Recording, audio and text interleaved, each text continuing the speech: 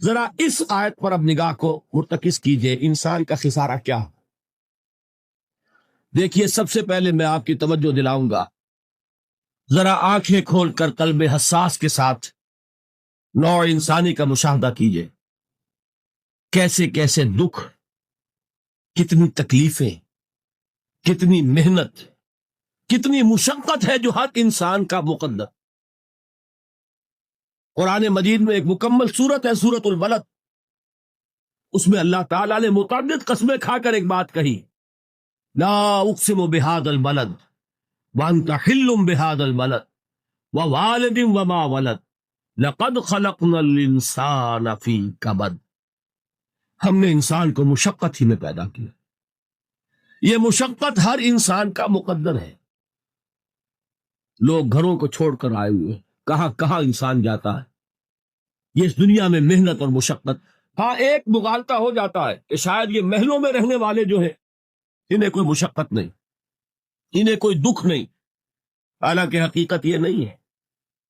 جو جتنا امیر ہے آپ دیکھیں گے اس کی جسمانی مشقت کم ہے، ذہنی کوفت زیادہ ہے۔ ٹرینکولائزرز کی انہیں ضرورت پڑتی ہے، انہیں سیڈیٹیوز چاہیے، خواب آور دوائیں مزدور کو نہیں کبھی ضرورت پڑے۔ وہ 8 گھنٹے کی محنت کرنے کے بعد احساس ہوتا ہے کہ وہ صبح ہی کی خبر لے گا۔ اور یہ وہ لوگ ہیں کہ جن کو ہپنوٹکس، خواب آور دوائیاں، سیڈیٹیوز، مسکن ادویات، یہ سارا لیبلیم اور یہ ویلیم اور یہ فلاں اور یہ فلاں، یہ کہاں جاتے ہیں؟ ذہنی سکون اور اطمینان انسان کو حاصل نہیں۔ کسی کی جسمانی مشقت ہے، کسی کی ذہنی مشقت۔ میں آپ کو یاد دلانا چاہتا ہوں مہاتما گوتم بدھ کا معاملہ۔ 30 برس کی عمر میں کپل وستو کا شہزادہ محل کو چھوڑ کر نکل گئے، جوان بیوی کو سوتا ہوا چھوڑ کر گیا، شیر خوار بچے کو چھوڑ کر گیا۔ راجدھانی میں رہنے والا محل کا باسی، جسے یہ معلوم ہے کہ باپ کے بعد مجھے یہ سلطنت ملنے والی ہے، کیوں گیا؟ کبھی کبھی آپ نے سوچا؟ اس نے انسان کے غم اور دکھ کا مشاہدہ کیا۔ اس نے دیکھا کوئی اندھا ہے، ٹھوکر کھا کر گر رہا، کوئی والدین کھڑے ہوئے رو رہے ہیں اور ان کی نگاہوں کے سامنے ان کا نہایت محبوب بچہ دم توڑ رہا ہے اور وہ کچھ نہیں کر سکتا۔ اس نے سوچا یہ صدمہ کیوں ہے انسان، یہ دکھ اس کا مقدر کیوں ہو؟ اس صدمے سے، اس دکھ سے نجات پانے کی بھی کوئی شکل ہے کہ نہیں؟ انسانوں کی ایک عظیم اکثریت، شاہ ولی اللہ دہلوی رحمت اللہ علیہ کے الفاظ ہے کہ وہ لگدو اونٹ اور کولو کا بیل بن کر زندگی بسر کرتی، جو 8 گھنٹے تک اینٹیں ڈھو رہا ہو، اس شخص کا تصور کیجیے، وہ واقعی انسان ہے یا حیوان بن گیا؟ اور 8 گھنٹے کی اس محنت کے بعد بھی ہو سکتا ہے کہ 2 وقت کی روٹی اسے پوری نہ ملے۔ اور یہ تو ہو سکتا ہے، نہیں ہوتا ہے کہ اگر بچہ بیمار پڑ گیا ہے تو شاید کوئی برتن بیچے بغیر اس کی دوا کا سامان نہ کر سکے۔ لیکن آپ کو معلوم ہے کہ کولو کے بیل کے لیے مشقت ہی مشقت ہے، اس کے احساسات یہ نہیں ہیں جو کہ ان سے انسان کو جو صدمہ پہنچتا ہے۔ ایک بیل کو اس سے کوئی غرض نہیں کہ اس کا کوئی بچہ بھی تھا کہ نہیں تھا، اس کو کوئی بخار ہوا ہے یا کیا ہوا ہے، اس صدمے سے وہ بیل بچا ہوا ہے۔ گھوڑے کو کوئی پتا نہیں کہ میرا بھی کوئی اولاد میری ہے یا نہیں ہے، اور مجھے اس کا کوئی صدمہ ہے یا دکھ ہے، کوئی پتا نہیں۔ لیکن انسان کا معاملہ یہ ہے کہ والدین کو جو جو دکھ دیکھنے پڑتے ہیں اپنے بچوں کے لیے، اپنی اولاد کے لیے۔ رات کی نیند ہے حرام ہے اس لیے کہ بچہ بخار میں تپ رہا ہے یا درد سے تڑپ رہا ہے، لہذا نہ ماں سو سکتی ہے نہ باپ سو سکتا۔ میں نے ایک موقع پر دیکھا لاہور میں کیروسین آئل، اس زمانے میں ابھی سوئی گیس نہیں آئی تھی، اور اکثر و بیشتر جو ہے یہی مٹی کا تیل جو ہے ایندھن کے طور پر استعمال ہوتا تھا، اس کی شارٹیج ہو گئی تھی، تو کئی فرلانگ لمبی قطاریں لگتی تھی ان دکانوں کے باہر، ڈپوں کے باہر، اور ایسے ایسے منظر بھی کہ ایک خاتون برقع پوش، ایک گود میں بچے کو لیے ہوئے، ایک کی انگلی پکڑے ہوئے، بوتل ہاتھ میں لیے ہوئے تیل کے لیے، اور کئی گھنٹے کھڑی ہوئی دکان۔ یہ مشقت انسان جھیلتا ہے۔ غالب نے اس کا نقشہ کھینچا ہے کہ رنج سے خوگر ہوا انسان تو مٹ جاتا ہے رنج، مشکلیں اتنی پڑی مجھ پر کہ آسان ہو۔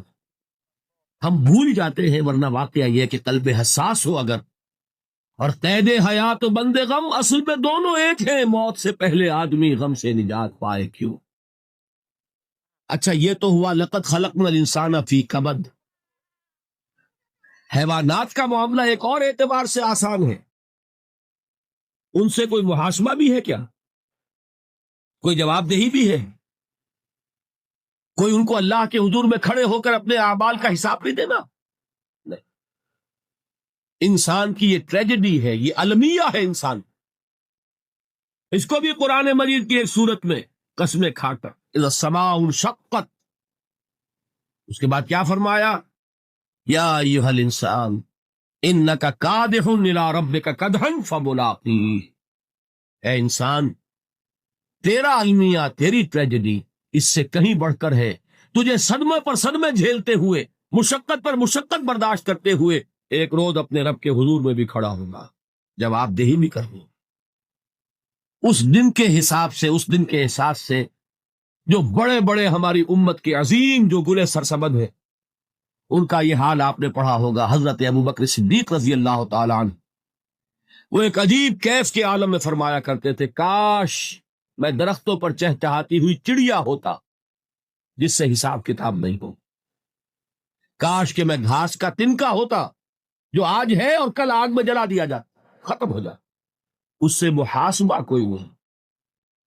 وہ جس کے احساس سے کہ حضرت عمر جو ہیں اپنے انتقال کے وقت سخت بے چین، ان کے بیٹے حضرت عبداللہ ابن عمر رضی اللہ تعالیٰ عنہما نے ان کا سر جو ہے وہ اپنے زانوں پر رکھ لیا تو کہا نیچے ڈال دو، ایک عجیب بے کلی اور بے چینی۔ انہوں نے کہا ابا جان آپ کیوں پریشان ہیں، آپ تو عشرہ مبشرہ میں سے ہیں، آپ کو تو اللہ تعالیٰ نے جنت کی بشارت حضور کے ذریعے سے اس دنیا میں دی۔ حضرت عمر فرماتے ہیں کہ خدا کی قسم اگر قیامت کے دن عمر برابر سرابر پر چھوٹ گیا تو بہت بڑی کامیابی قسم۔ یہ احساس جن کو ہوتا، حضرت علی کا حال کیا ہوتا ہے، ابھی جو آپ نے حافظ صاحب سے سنا، یہ حضرت علی کا معاملہ کہ ایک تیر پیوست ہو گیا تھا، کسی طرح نکل نہیں رہا۔ حضرت علی نے فرمایا کہ اچھا چھوڑو مجھے، میں نماز کی نیت باندھتا ہوں۔ نماز کی نیت پڑھتے تھے تو لرزتے تھے، کانپتے تھے، کس کے سامنے کھڑا اور کس کے سامنے مجھے ایک دن جواب دہی کے لیے کھڑا ہونا ہوگا۔ لن تزولا قدم ابن آدم، حضور نے خبر دی ہے ابن آدم کے قدم ہل نہیں سکیں گے۔ جیسے مجرم کھڑا ہوتا ہے کٹہرے کے اندر، اس کٹہرے میں سے ہل نہیں سکو گے، حتی یسأل عن خمس، جب تک کہ 5 چیزوں کا حساب نہ لے لیا۔ وہ 5 چیزیں کیا ہے، کان کھول کر سنیے۔ عن عمرہ فیما افناہ، عمر کا حساب دو، یہ 80 برس اور 70 برس ہم نے تمہیں دنیا میں دیے، کہاں ضائع کیے۔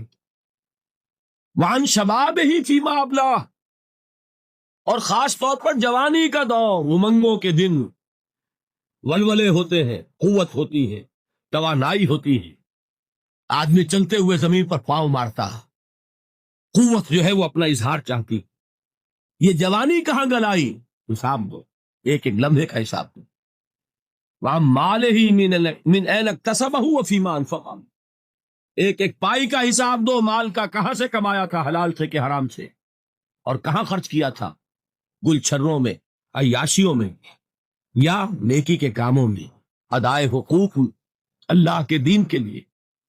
4 سوال ہو گئے، 2 زندگی کے بارے میں، ایک زندگی پوری بحیثیت مجموعی کہاں کس کام میں لگا، اور خاص طور پر شباب کا دور کہاں لگایا۔ 2 سوال مال کے بارے میں، کمایا کہاں سے، حلال سے کہ حرام سے، جائز سے کہ ناجائز سے، خرچ کہاں کیا، اور آخری سوال وَعَمَّا عَمِلَ فِيمَا عَلِمَ، جو علم حاصل کیا تھا اس میں عمل کتنا کیا۔ علم کے انبار لگاتے چلے گئے اور عمل کے آغاز کی بھی نوبت نہ آئی۔ یہ علم جو ہے یہ اس روز سب سے بڑا وبال بن جائے گا۔ اتنا علم اور عمل کچھ نہیں، بجائے کہ کریڈٹ کا ذریعہ بنے یہ الٹا ڈیبٹ کا کھاتا بن جائے۔ یہ جواب دہی کا احساس ہے کہ جس کی وجہ سے انسان کی ٹریجڈی جو ہے وہ دوہری ہے۔ کوئی حیوان اتنے بوجھ تلے نہیں، مشقت کی، محنت کی، اس زندگی میں ختم ہوئے، اس کے بعد کوئی محاسبہ نہیں. اس کو بھی غالب نے خوب کہا ہے کہ اب تو گھبرا کے یہ کہتے ہیں کہ مر جائیں گے، اور مر کے بھی چین نہ پایا تو کدھر جائیں. یہ ہے وہ ہیومن ٹریجڈی